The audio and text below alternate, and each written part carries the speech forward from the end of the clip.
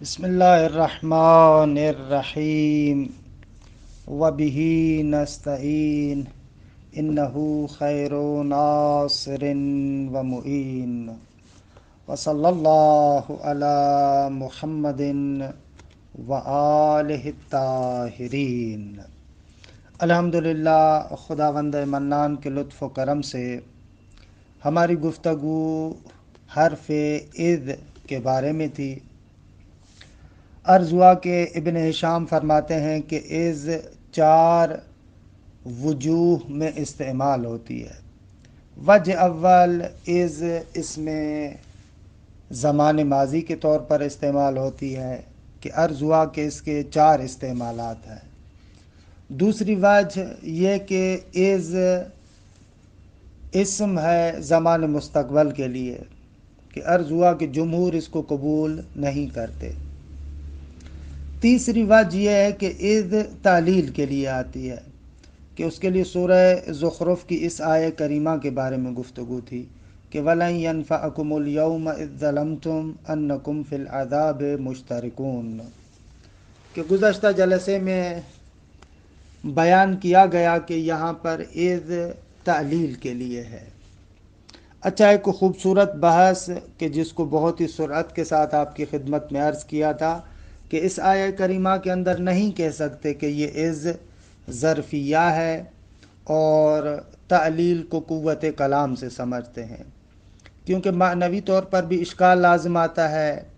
معنوی طور پر اشکال لازم یہ آتا ہے کہ اگر آپ اس کو اذ ظرفیہ قرار دیں اور قوت کلام سے تعلیل کو سمجھنا چاہیں تو قوت کلام سے تعلیل سمجھ میں نہیں آتی، کیونکہ اس صورت میں پھر آپ ترجمہ یوں کریں گے وَلَن يَنفَعَكُمُ الْيَوْمَ وَقْتَ ظُلْمِكُمْ أَنَّكُمْ فِي الْعَذَابِ مُشْتَرِكُونَ، یعنی ظلم کے وقت تمہارا عذاب میں مشترک ہونا آج یعنی قیامت کے دن تمہیں فائدہ نہیں دیتا۔ حالانکہ یہ غلط ہے، کیونکہ عذاب میں وہ جو مشترک ہیں وہ روز قیامت ہیں، اور ان لوگوں نے جو ظلم کیا ہے دنیا کے اندر کیا ہے، نہ کہ ان کا عذاب میں مشترک ہونا روز قیامت ہے، نہ ایسے تو نہیں ہے۔ اس کے علاوہ لفظی طور پر بھی اس پر صناعت کے اعتبار سے بھی اشکالات ہوئے کہ بھئی اس کو آپ ترکیب میں کیا کریں گے، اگر بدل قرار دیں معنی غلط ہوتا ہے، ینفعو کو ینفعو کے متعلق قرار دیں معنی غلط ہوتا ہے، مشترکون کے متعلق قرار دیں اس پر بھی اشکالات ہیں۔ تو بہرحال یہ اشکالات آپ کی خدمت میں عرض ہوئے، لیکن مسئلہ یہ ہے کہ جمہور نحات اس بات کو بھی قبول نہیں کرتے کہ اذ تعلیلیہ ہو، کہتے ہیں کہ ما اذ تعلیلیہ نہ داریم، اذ تعلیلیہ ہمارے پاس نہیں ہے۔ اچھا، اگر اذ تعلیلیہ نہیں ہے تو اتنے لمبے چوڑے ہم نے اشکالات بیان کیے، یہاں پر آپ کیسے اذ ظرفیہ قرار دیں گے؟ تو کہتے ہیں کہ ابو الفتح ابن جنی، کہ بہرحال نحویوں میں ایک بہت بڑی شخصیت ہے آغا ابن جنی کی۔ خوب آغا ابن جنی کہتے ہیں کہ اس مسئلے کی وجہ سے اسی آیہ کریمہ میں پھنس گیا، اور اپنے استاد کہ ابو علی فارسی کہ بہت بڑی شخصیت تھی، کہہ رہے کہ میں نے ان کی طرف بار بار مراجعہ کیا کہ بالاخر اس مسئلے کو حل کریں، کیسے حل کریں گے؟ ایک طرف سے ہم تعلیل کے معنی میں قرار نہیں دیتے تو خوب ظاہر میں جو بنتا ہے پھر آپ کو یہی قرار دینا پڑے گا کہ اس کو بدل قرار دے۔ خوب اگر اس کو بدل قرار دے رہے ہیں تو مطلب نہیں بنتا، اس کو کیسے حل کریں گے؟ تو کہتے ہیں بار بار ابن جنی کہتے ہیں کہ میں نے اپنے استاد کی طرف مراجعہ کیا، لیکن حق یہ ہے کہ کوئی خاطر خواہ جواب نہیں ملا۔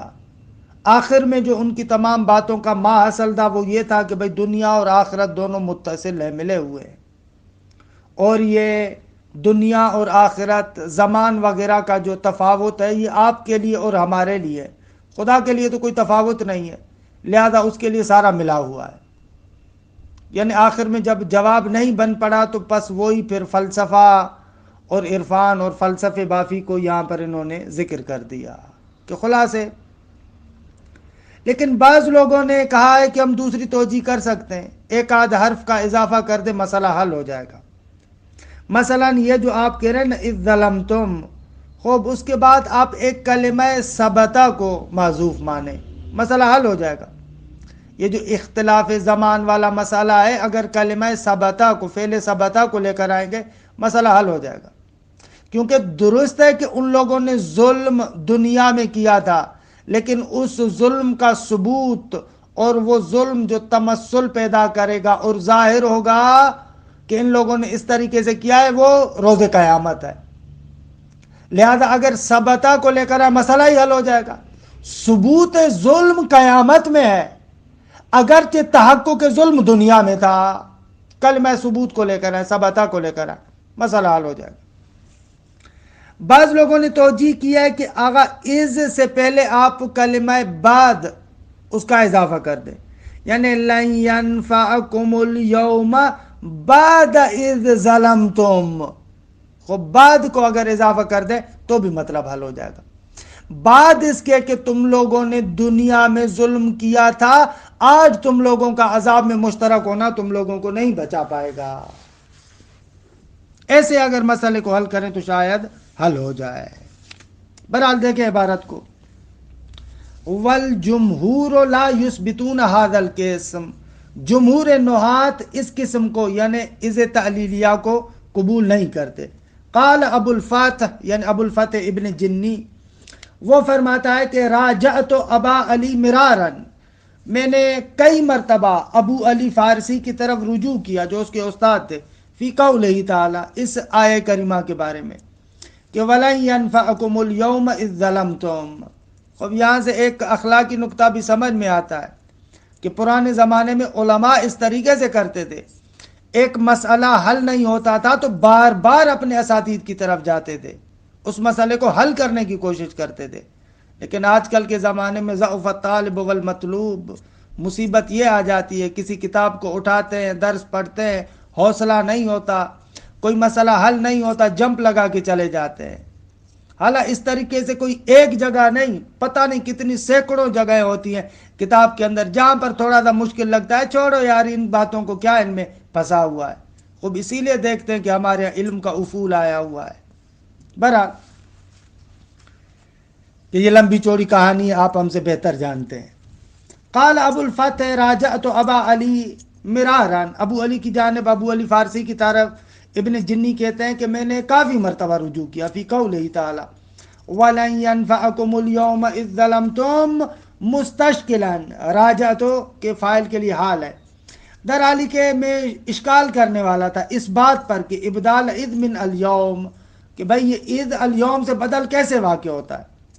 فآخر ما تحصل منہ، آخری وہ چیز جو میں نے ابو علی سے حاصل کی، آخری نقطہ جو کہا جا سکتا ہے وہ یہی ہے کہ ان الدنیا والآخرہ متصلتان، اگر دنیا اور آخرت دونوں ملے ہوئے ہیں آپس میں، زمان کا تفاوت ہی نہیں ہے۔ کہ بہرحال یہ فلسفے اور عرفان میں تو بیان کرتے ہیں کہ آخرت اسی دنیا کا باطن ہے، کہ وہی عرفانی ہو گئے۔ وَأَنَّهُمَا فِي حُکْمِ اللَّهِ تَعَالَى سَوَاءٌ، خدا کے نزدیک تو دونوں برابر ہیں۔ فَكَأَنَّ الْيَوْمَ مَاضٍ، یعنی گویا کہ وہ جو قیامت کا دن ہے گویا کہ وہ گزشتہ ہے، یعنی زمان وہاں پر تفاوت نہیں کرتا۔ وَكَأَنَّ اِذْ مستقبلا، اور اِذ جو ماضی کے لیے ہے خدا کی نسبت سے گویا کہ مستقبل ہے۔ یعنی کہنے کا مقصد یہ کہ پروردگار عالم کے لیے ماضی اور استقبال مانا ندارت، سب کچھ اس کے نزدیک حاضر ہے۔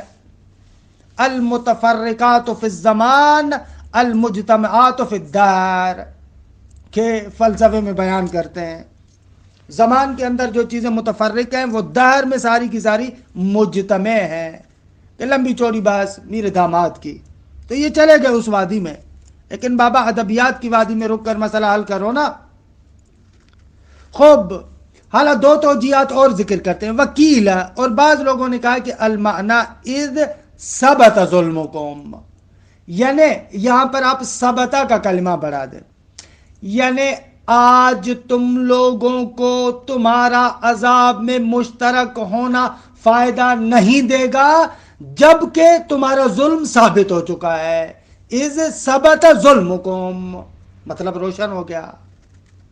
وکیل التقدیر بعد اذ ظلمتم. خوب بعض کہتے ہیں کہ نہ بعد کے کلمے کو آگے بڑھا دو، یعنی آج کے دن تمہارا عذاب میں مشترک ہونا تمہیں فائدہ نہیں پہنچائے گا. بعد اذ ظلمتم، بعد اس کے کہ تم لوگ ظلم کر چکے ہو. خوب ایسے مسئلے کو حل کر رہے ہیں. وَعَلَيْهِمَا أَيْضًا فَإِذْ بَدَلٌ مِّنَ الْيَوْمِ، کہہ رہے ہیں کہ ان توجیہات کے مطابق، ثبتہ والی توجیہ اور بعد والی توجیہ، ان دونوں توجیہات کے مطابق بھی اس کو ہم الیوم سے بدل قرار دے رہے ہیں. جیسے کہ ابن جنی والی توجیہ میں بھی بدل قرار دے رہے ہیں، تو ان توجیہات کے مطابق بھی بدل قرار دیں گے. کہ مطلب اتنا مشکل تھا، لیکن بہرحال اس کو اس طریقے سے توجیہ کر رہے ہیں. خوب چوتھی وجہ کہ یہ بالکل آسان ہے. چوتھی وجہ یہ ہے کہ از مفاجعہ کے لیے بھی آتا ہے. مفاجعہ یعنی اچانک. درست ہے کہ یہاں پر خوبصورت جملہ امیر المؤمنین سے نقل کر رہے ہیں. بہت ہی خوبصورت جملہ ہے کہ واقعاً مغنی الادیب کا یہ فائدہ ہے کہ کلمات جو یہاں پر لے کر آئے ہیں وہ نہایت خوبصورت کلمات ہیں. بہرحال یہاں پر جملہ نقل کرتے ہیں کہ یہ امیر المؤمنین کے نہج البلاغہ میں 415 نمبر حکمت ہے. کیا ہے؟ اس نے غلط لکھا ہوا ہے. جو ہمارے پاس مغنی الادیب پر حاشیہ لگا ہوا ہے، جو ایڈریس دیا ہوا ہے وہ غلط دیا ہوا ہے، پتہ نہیں کیوں. بہرحال صحیح ایڈریس اس کا یہ ہے کہ یہ حکمت نمبر 415 ہے. یہ 407 غلط لکھا ہوا ہے، 415 نمبر حکمت ہے. وہاں پر امیر المؤمنین خوبصورت جملہ فرماتے ہیں، عجب جملہ ہے کہ وَإِنَّ أَهْلَ الدُّنْيَا كَرَكْبٍ. آغا یہ دنیا ایک قافلے کی مانند ہے کہ بینہم حلو، جب یہ لوگ کسی جگہ پر پڑاؤ ڈالتے ہیں. حلو یعنی کسی جگہ پر اقامت کرنا، بینا یعنی جب، زمان کا معنی دے رہا ہے. بینا جب، ہم حلو وہ لوگ پڑاؤ ڈالتے ہیں، اذ صاح بہم، اذ یہ مفاجات کے لیے کہ اچانک، صاح آواز دی جاتی ہے، صاح بہم ان کو چیخا جاتا ہے، آواز دی جاتی ہے. صاح بہم صائقہم ان کو چلانے والا آواز دیتا ہے، فرتحلو اٹھو کیا بیٹھے ہو. یہ بہت ہی خوبصورت جملہ ہے. اور اسی طریقے سے ایک شاعر کا شعر بھی ہے کہ وہاں پر ہے کہ استقدر اللہ خیرن، خدا سے خیر کی قضا اور قدر طلب کرو، ورضین بہ اور اسی خیر پر راضی رہو. فبینما العسر اذ دارت میاسیرو، کہ جب عسر اور مشکل آتی ہے جس زمان میں کہ پھر اذ دارت میاسیرو، کہ یہاں پر از مفاجات کے کہ اچانک پھر جو وہ ہے میاسیر یسر سے ہے، یعنی سہولتیں آسانیاں آپ کو گھیر لیتی ہیں.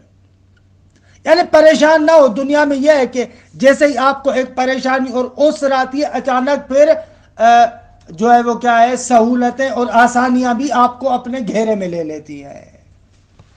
یہاں پر ایک بحث کرتے ہیں کہ وہ بحث ہمارے اعتبار سے بہت زیادہ اہم نہیں ہے، لہذا ہم اس کو تھوڑا سرعت کے ساتھ گزاریں گے، کیونکہ عام بحث میں ہم لوگ رکنا چاہتے ہیں.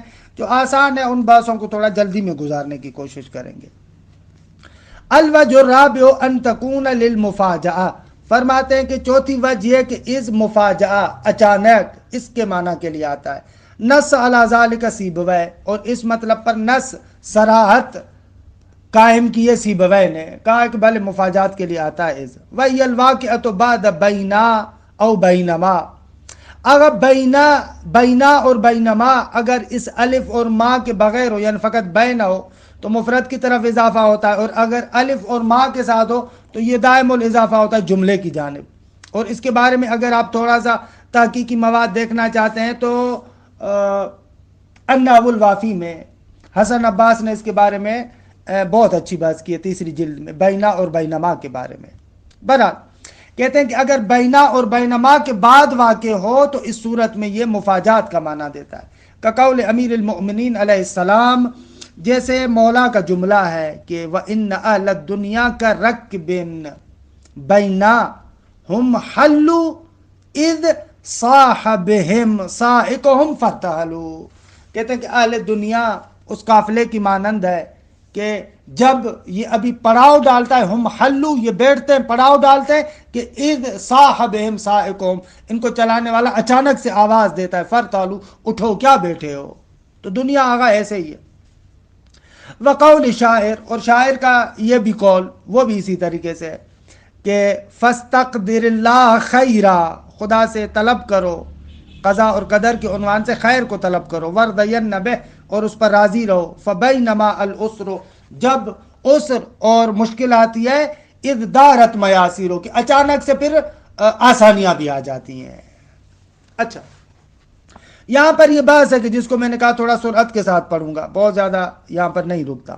وَهَلْ هِيَ ظَرْفُ مَكَانٍ أَوْ زَمَانٍ أَوْ حَرْفٌ بِمَعْنَى الْمُفَاجَأَةِ أَوْ حَرْفُ تَوْكِيدٍ أَيْ زَائِدٍ أَقْوَالٌ.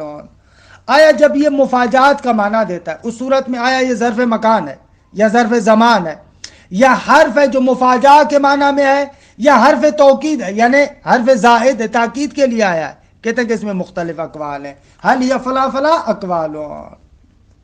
لیکن اگر ہم اس کو ظرفیت کے لیے مانیں، چاہے ظرفیت مکان اور چاہے ظرفیت مکان، چاہے ظرفیت زمان، ان دونوں صورتوں میں بحث یہ ہے کہ پھر اس کا متعلق کیا ہوگا، اس کے بارے میں مختلف اقوال کو بیان کرتے. وَعَلَى الْقَوْلِ بِالظَّرْفِيَّةِ، اگر اس کو ظرفیت کے لیے قرار دیں تو فقال ابن جنی، ابو الفتح ابن جنی کہتا ہے عاملها الفعل الذي بعدها، اگر اس کا عامل وہی فعل ہوگا جو اس کے بعد آ رہا ہے.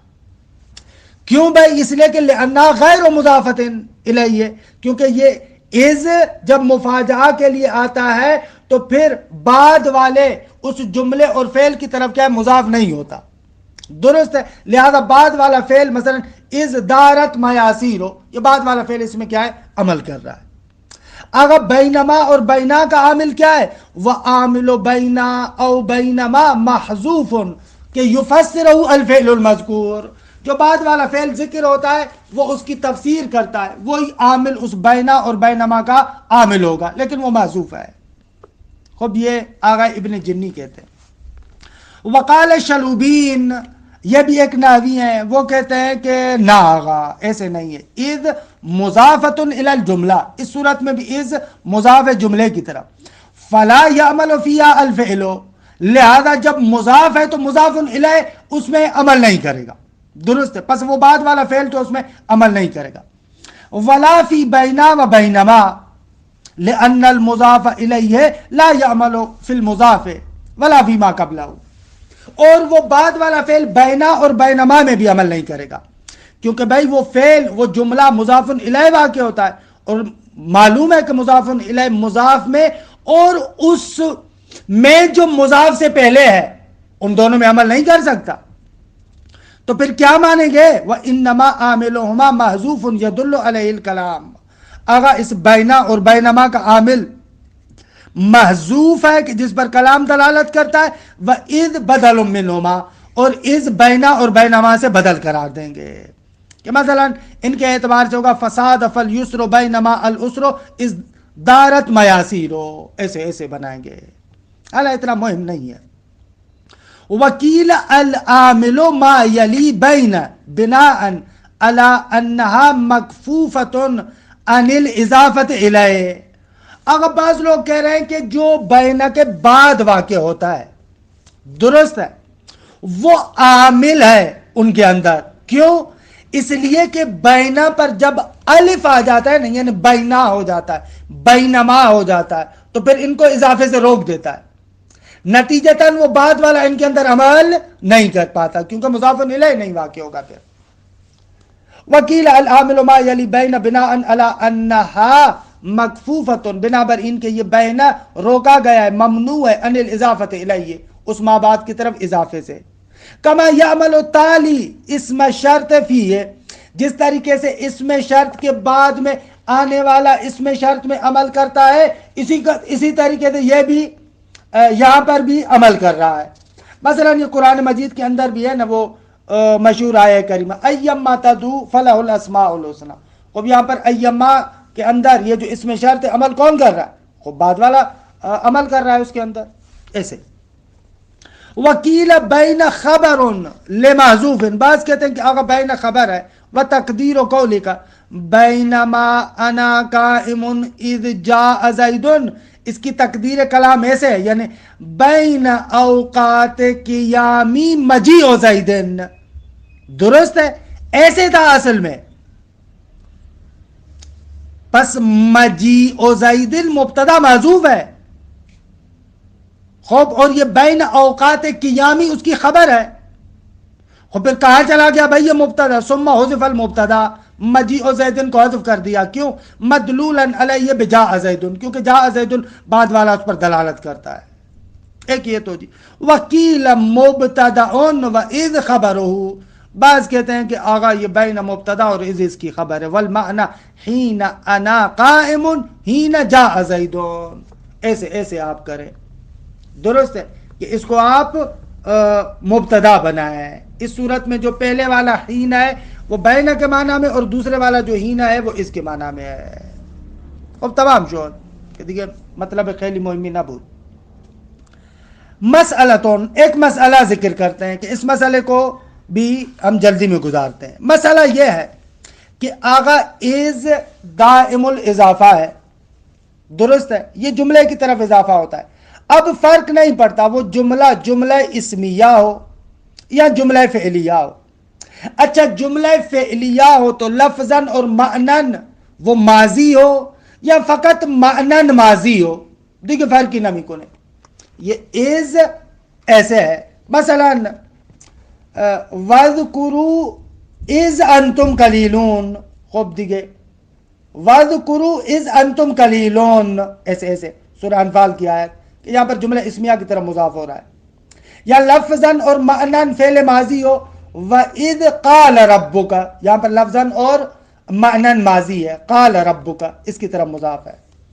یا بسا اوقات از جملہ فعلیہ کی طرف مضاف ہے لیکن ظاہر میں بعد میں آنے والا فعل مضارع ہے لیکن معنن ماضی ہے. وَإِذْ يَرْفَعُ إِبْرَاهِيمُ الْقَوَاعِدَ مِنَ الْبَيْتِ وَإِسْمَاعِيلُ کہ یہاں پر یرفع ابراہیم القواعد من البیت و اسماعیل، یہاں پر یرفع لفظاً مضارع ہے لیکن معناً ماضی ہے.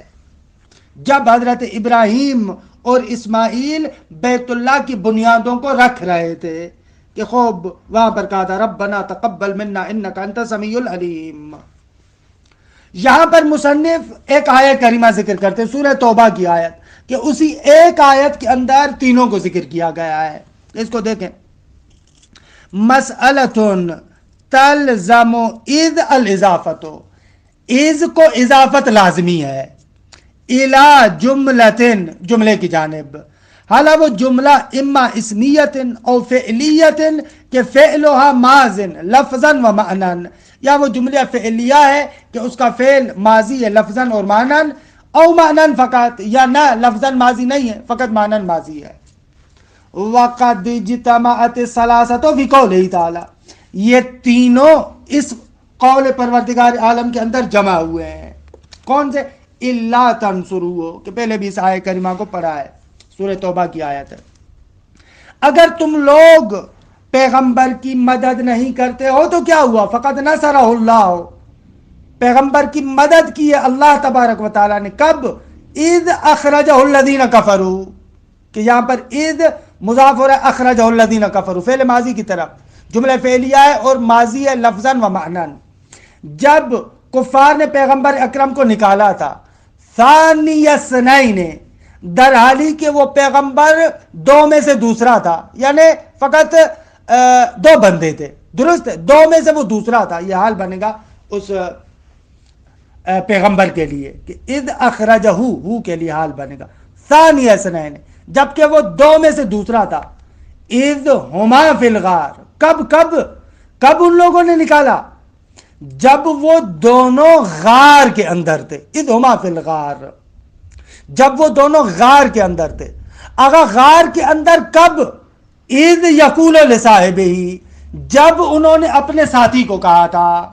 کہ یہ وہ مشہور آیت کریمہ ہے ہجرت کے بارے میں کہ اس آیہ کریمہ کے بارے میں بھی لمبی چوڑی بحث ہے، تفاسیر کے اندر اٹھا کر دیکھیں، برادران اہل سنت مصر ہے اس آیہ کریمہ پر کہ اس سے بہت زیادہ عظمت ثابت ہوتی ہے، جبکہ ان کے مقابلے میں مکتب تشیع والے کہتے ہیں کہ اس آیت کے اندر کوئی فضیلت تو بیان نہیں ہو رہی، بلکہ اس آیت کے اندر اگر تھوڑی سی دقت کی جائے تو لا تحزن، خوب یہ تو کسی حد تک مذمت کو بیان کرتی ہے، آپ کیسے تعریف ذکر کرتے ہیں؟ حالانکہ امام فخر رازی تفسیر کبیر میں 10 سے زیادہ کھینچ تان کر اس آیہ کریمہ سے فضیلت نکالنے کی کوشش کرتا ہے، ہمارے جو دوسرے متکلمین ہیں اس کو نقد کرتے ہیں کہ لمبی چوڑی بحث ہے۔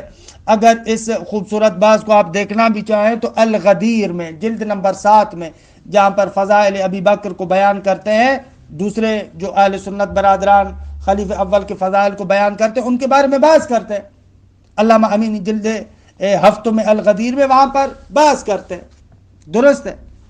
بہرحال یعنی واقعا انصاف کا تقاضا کیا ہے، آپ انصاف کے ساتھ وارد ہو، تعصب کے ساتھ وارد نہ ہو، شیعہ سنی تعصب کو نکال کر اس آیہ کریمہ کو دیکھیں، آیا واقعا اس کے اندر کوئی فضیلت بیان ہو رہی ہے؟ خوب اس میں لفظ صاحب کہا گیا ہے، قرآن مجید کے اندر اٹھا کر دیکھیں بہت سارے لوگوں کو صاحب کہا گیا ہے، صاحب ہونا، صاحب یعنی ساتھی، خوب یہ فی نفس سے ہی تو کسی فضیلت کو بیان نہیں کر رہا، خوب ساتھی ہونا، خود ساتھی ہونا کیونکہ ان کے ساتھ تھا، حالانکہ اگر وہ بھی اس صورت میں کہ جب مان لیا جائے کہ پیغمبر اکرم کے ساتھ وہ تھے، کیونکہ یہ بھی اپنی جگہ پر بعض لوگ اس پر اشکال کرتے ہیں کہ بعض محققین نے اس زمانے میں ایک مفضل کتاب لکھی ہے کہ یار غار کون تھا، لیکن حالانکہ ہم لوگ مان بھی لیں وہ جو مشہور ہے اس کو اگر قبول بھی کر لے تو بھی اس آیہ کریمہ کے اندر کون سی فضیلت بیان ہو رہی؟ بھئی پیغمبر اکرم کے وہ ساتھ تھے، ٹھیک ہے ساتھ تھے، تو وہاں پر مسائل ہوئے، وہ بےتابی کر رہے تھے، یہ تو خود فتح القدیر میں شوکانی بھی لکھتا ہے، اس فتح القدیر میں اگر آپ اٹھا کر دیکھیں اسی سورہ توبہ کی 40 نمبر آیت کے ذیل میں شوکانی لکھتا ہے کہ وہاں پر خود حضرت ابو بکر نے بےتابی کی ہے، بہت زیادہ پریشانی کی ہے، اور پیغمبر اکرم نے پھر اس کو مطمئن کرنا چاہا ہے، بہت زیادہ اطمینان دلانا چاہا ہے۔ الایال ان کلامی بات سے وہاں پر دیکھیں آپ، یہاں پر ہماری شاہدی مثال اس میں ہے کہ اذ جملہ اسمیہ کی طرف بھی مضاف ہوا ہے، دیکھیں اذ ہما فی الغار، اذ جملہ فعلیہ کی طرف بھی مضاف ہوا ہے، جملہ فعلیہ چاہے فعل ماضی ہو لفظاً و معنن یا نہ لفظاً مضارع لیکن معنن فعل ماضی ہے، تینوں اس میں موجود ہے۔ اللہ تنصروہ فقد نصرہ اللہ اذ اخرجہ الذین کفروا ثانی اثنین، دو میں سے دوسرا تھا، بھائی کب ان لوگوں نے نکالا؟ اذ ہما فی الغار، درست ہے، اخرجہ الذین کفروا جب یہ دونوں غار میں تھے، اور کیا تھا غار میں؟ جب اذ یقول لصاحبہ، جب اپنے صاحب کو ساتھی کو کہہ رہے تھے لا تحزن ان اللہ معنا، بھائی کیوں بےتابی کر رہے ہو، حزن نہ کرو خدا ہمارے ساتھ ہے۔ بہرحال یہاں پر تینوں مثالیں۔ خوب آخر میں ایک اور بات ذکر کرتے ہیں کہ یہ بات بھی انصافاً تھوڑی پریشانی کا باعث بنی ہے، وہ بات یہ ہے کہ بعض لوگ کہتے ہیں کہ بھائی ہمارے پاس بعض مثالیں ایسی ہیں جہاں پر از مفرد کی طرف مضاف ہوا ہے، حالانکہ ایسے نہیں ہے، وہاں پر اگر دقت کریں تو وہاں پر از مفرد کی طرف مضاف نہیں ہوا، حقیقت میں جملے کی طرف مضاف ہوا ہے، وہاں پر کچھ محذوف ہے اس کی طرف یہ متوجہ نہیں ہو پائے، لہذا ان لوگوں نے آ کر اس طریقے سے سمجھا کہ یہاں پر از مفرد کی طرف مضاف ہے، کہ یہاں پر تھوڑی سی بحث ہے، میں کوشش کرتا ہوں عبارت میں ہی اس کو بیان کرتا ہوں، آپ توجہ کیجئے گا۔ وَقَدْ يُحْذَفُ أَحَدُ شَطْرَيِ الْجُمْلَةِ، کبھی کبھار کیا ہوتا ہے آغا جملے کے دو جزوں میں سے ایک جز کیا ہے؟ حذف کیا جاتا ہے، شطر یعنی جز، جملے کے دو جزوں میں سے ایک جز کو حذف کیا جاتا ہے، فَيَظُنُّ مَنْ لَا خُبْرَةَ لَهُ، یہاں پر ابن شام بہت سخت عبارت استعمال کر کہہ رہے ہیں کہ پھر گمان کرتا ہے وہ بندہ جس کو ٹکا پتہ نہیں ہے، من لا خبرۃ لہ، جس کو ٹکا پتہ نہیں ہے، وہ گمان کرتا ہے کیا؟ انہا اضیفت الی المفرد، کہ یہاں پر یہ مفرد کی طرف مضاف ہوا ہے، کقول الاخطال، اس شاعر کا قول ہے، اس شعر کو دیکھیے گا، میں پہلے ترجمہ کرتا ہوں۔ کانت منازل الالافی اہدتہم اذ نحن اذ ذاک دون الناس اخوانا، شعر پر توجہ کریں، اگر اس شعر کے درست ترجمے کو سمجھ لیا تو پوری لمبی چوڑی جو اتنی بحث انہوں نے یہاں پر کی ہے وہ ساری کی ساری بات سمٹ آئے گی. پریشان نہ ہو. درست ہے. اس شعر کو دیکھیں کیسے ترجمہ کرتے. اچھا، الاف جو یہاں پر لفظ استعمال ہوا ہے آغا، یہ جمع ہے. درست ہے. یہ کیا ہے؟ الاف جمع ہے. الاف ضمے کے ساتھ الف کی جمع ہے. یعنی جو ہمدم ہے اور جو انسان کے ساتھ مأنوس ہے اس کو کہتے ہیں الف، اور اس کی جمع الاف. کہتے ہیں کانت منازل الافن. آغا یہاں پر گھر منزلیں تھی ان لوگوں کی کہ کون لوگ؟ الافن، جن کے ساتھ ہماری طبیعت ملتی تھی، یعنی جن کے ساتھ ہماری الفت تھی، ان کی منازل تھی. کانت منازل الافن. یہاں پر کچھ گھر تھے، منزلیں تھی جن کے ساتھ ہمیں الفت تھی. اہدتہم، جن کے ساتھ میرا آنا جانا تھا، اخوت تھی. اہدتہم، ان کے ساتھ آنا جانا تھا. اخوانن، اس اخوانن کو آپ حال قرار دیں ہم کے لیے. درست ہے. اخوانن در حالی کے کیا تھا؟ اہدتہم اخوانن. حالا ہم کے لیے بھی حال قرار دے سکتے ہیں، تو کے لیے بھی حال قرار دے سکتے ہیں، مسئلہ نہیں ہے. در حالی کے ان کے پاس میرا جب آنا جانا تھا تو ہم آپس میں برادرانہ کیفیت رکھتے تھے، برادرانہ حال تھا ہمارا. از نحنو کے بعد اس کی نحنو کی خبر معذوف ہے. کب ہمارا آنا جانا تھا آپس میں؟ از نحنو متعلفون. متعلفون کو یہاں پر معذوف مان. کب ہمارا آنا جانا تھا؟ از نحنو متعلفون، جب ہم آپس میں الفت رکھتے تھے. آغا کب آپس میں آپ کی الفت تھی؟ از ذاکا. الفت تھی ہماری کب؟ یہ جو از ذاکا ہے یہ متعلق ہے پھر اس متعلفون کی جو خبر معذوف ہے. کب آپس میں الفت تھی؟ متعلق کب تھے؟ از ذاکا، جب ہم ایک دوسرے کے پڑوس میں رہتے تھے. اللہ ذاکا یعنی وہی کنایا ہے یا کلام کی قوت سے سمجھ میں آ رہا ہے کہ وہی پڑوس میں ہونا، جب ہم آپس میں پڑوس میں ہوتے تھے. درست ہے. جب ہم آپس میں پڑوس میں ہوتے تھے تو آپس میں ہماری الفت تھی، اور جب ہماری الفت تھی تو ہم لوگوں کا ایک دوسرے کے پاس آنا جانا ہوتا تھا. دون الناس، یہ دون ظرف مکان ہے، یعنی اس کے بارے میں بھی گفتگو کریں گے. اہدتہم دون الناس، لوگوں کے سامنے ہمارا آنا جانا رہتا تھا. ایک ترجمہ یہ کہ اس دون الناس کو اگر اہدتہم کے متعلق کریں، یعنی جو ہمارا آنا جانا تھا، معاہدہ تھا، یہ لوگوں کے سامنے تھا. اس دون الناس کو اہدتہم کے متعلق اگر کریں.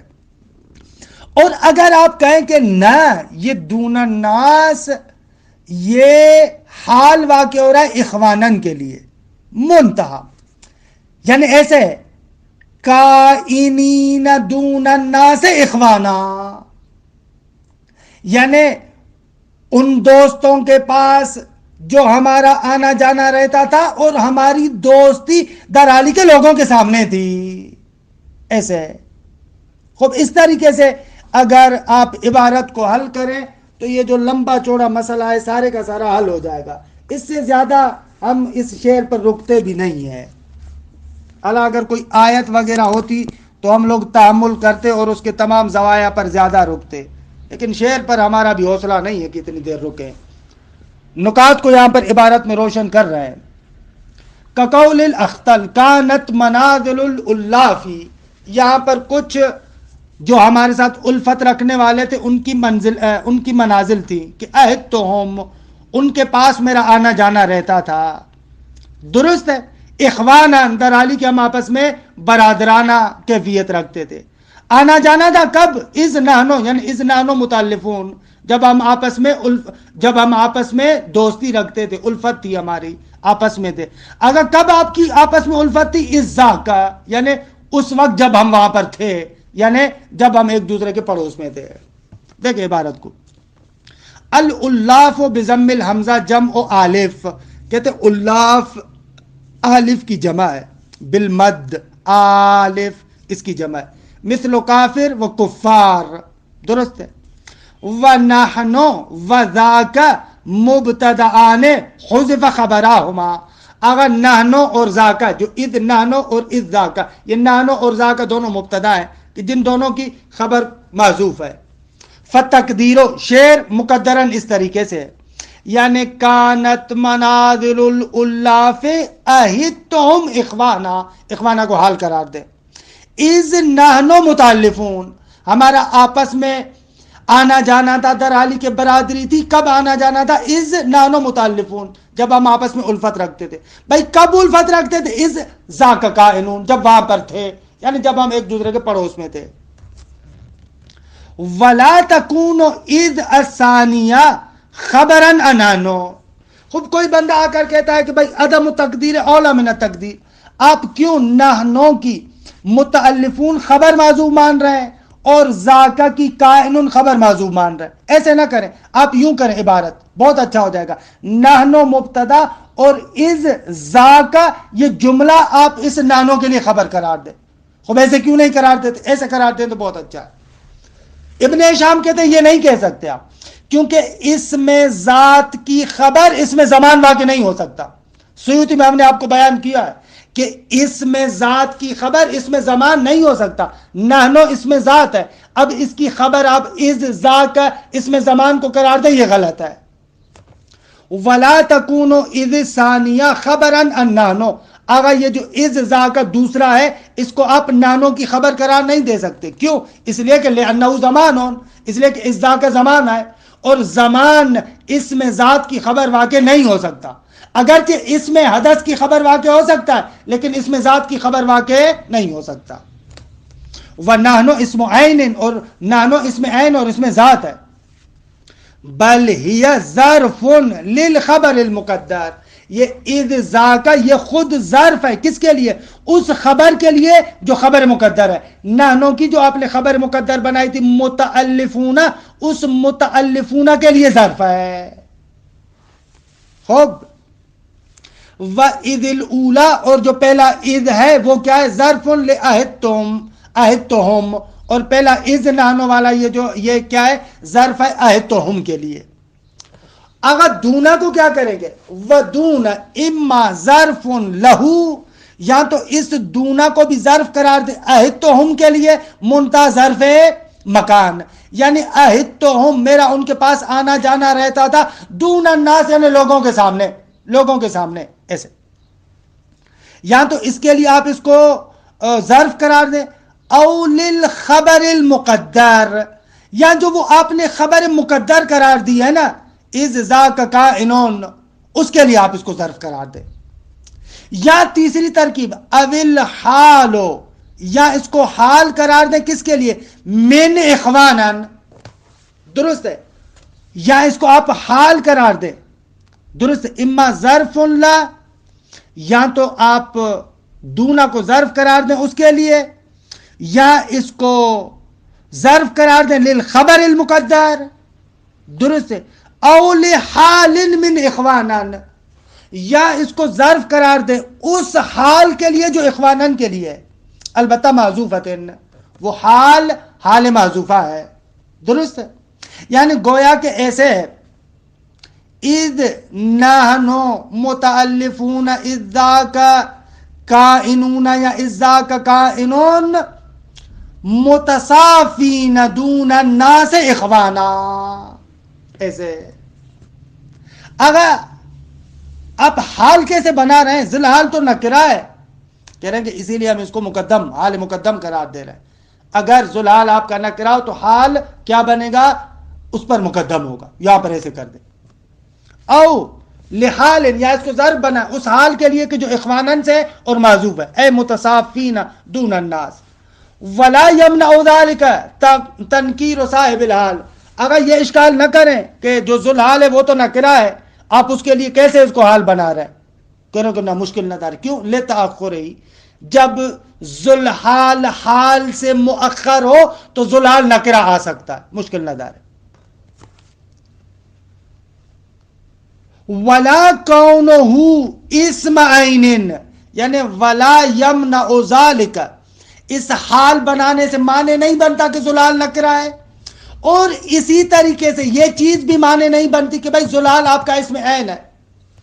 خوب ادبیات میں کہتے ہیں کہ جس طریقے سے مبتدا اگر اسم عین اور اسم ذات ہو تو زمان اس کی خبر واقع نہیں ہو سکتا، اسی طریقے سے اگر زلال آپ کا اسم ذات اور اسم عین ہو تو اس کے لیے حال آپ اسم زمان کو قرار نہیں دے سکتے۔ کہہ رہے یہ اشکال بھی یہاں پر نہیں ہوگا۔ کس نے کہا کہ دون الناس اسم زمان ہے؟ ہم کہہ رہے ہیں کہ اسم مکان ہے، مشکل نظر ہے۔ ولا یمنع ذالک، اس سے معنی نہیں بنے گا کیا؟ تنکیر صاحب الحال، کہ زلال نکرہ ہے۔ خوب معنی کیوں نہیں ہے؟ لتاخر ہے، اس لیے کہ زلال مؤخر ہے، مؤخر اگر زلال ہو تو مشکل نہیں ہے۔ ولا کونہ اسم عین، اور اس حال کے لیے آپ ظرف قرار دیں، اس کے لیے معنی نہیں بنتا کہ یہ اخوانن اسم عین ہے، نہ یہ بھی معنی نہیں ہے۔ کیوں؟ اس لیے کہ لأن دون ظرف مکان لا زمان، اگر دون ظرف مکان ہے نہ کہ ظرف زمان ہے۔ والمشار الیہ بذاک التجاور المفہوم من الکلام، اگر ذاک کا جو مشار الیہ ہے یعنی وہی پڑوس والا معنی جیسے میں نے کیا تھا کہ جو کلام سے، قوت کلام سے سمجھ میں آتا ہے۔ خوب یہ اس شعر کے بارے میں عبارت تھوڑی سی مشکل تھی لیکن الحمدللہ اس کو حل کر لیا۔ اگر تھوڑا سا دقت کے ساتھ سنیں گے تو تقریباً عبارت کے ایک ایک نقطے کو حل کیا ہوا ہے۔ درست ہے؟ اچھا، تمام شد یہ مطلب۔ فرماتے کبھی کبھار کیا ہوتا ہے، از کا جو مضاف الیہ ہے جملہ اس کو حذف کر دیا جاتا ہے۔ اگر آپ کو معلوم ہو اور قرینہ موجود ہو تو اس کو حذف کر دیتے، اور اس کے عوض میں تنوین لے کر آ رہے ہیں۔ خوب، اور اس تنوین کو جب آپ از کے آخر میں لاتے ہیں تو بابا تنوین بھی تو برحال ایک طریقے سے نون ساکن ہے اور زال بھی ساکن ہے، تو وہ برحال کیا ہے، مکسور شکل میں آ جائے گا، یعنی اذن ہو جائے گا، اذن ہو جائے گا ایسے۔ وقد تحذف الجملۃ کلھا، کبھی کبھار پورے کا پورا جملہ حذف کیا جاتا ہے، للعلم بہا، کیونکہ ہمیں اس کا علم ہوتا ہے۔ ویعوض منها التنوین، اور اس جملے کے بدلے میں تنوین لے کر آتے ہیں۔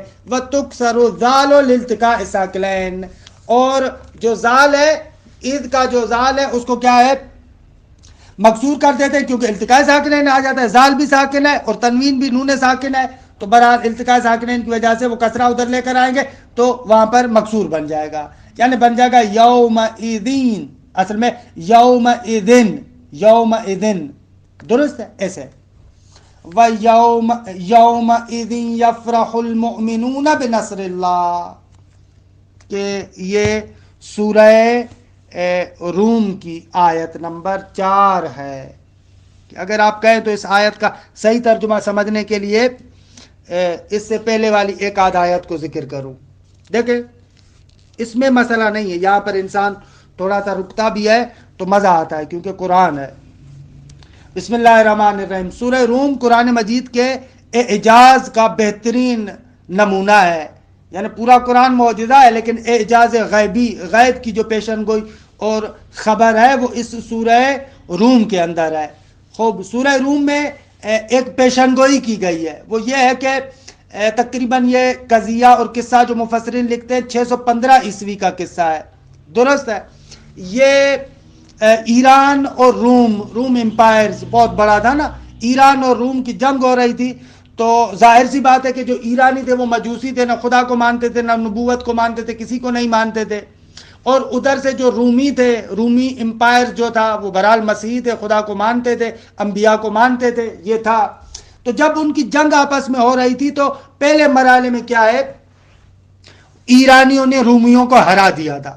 اب جیسے ایرانیوں نے رومیوں کو ہرایا تھا تو جو مشرکین مکہ تھے نا وہ بہت خوش ہوئے تھے کہ بالآخر ہمارے مجوسی کہ اس اعتبار سے ان مشرکین کے ساتھ مشابہت رکھتے تھے، نہ نبوت کے قائل ہیں، نہ رسالت کے، نہ وحی کے، ان چیزوں کے قائل نہیں ہیں، تو مسلمان بیچارے کہ جو مثلا خدا کو مانتے، نبوت کو، رسالت کو مانتے ہیں، بالآخر مسیحی جو خدا کو ماننے والے تھے، نبوت اور رسالت کو ماننے والے تھے، ان کی نسبت سے ان کو تھوڑا سا دکھ ہوا تھا۔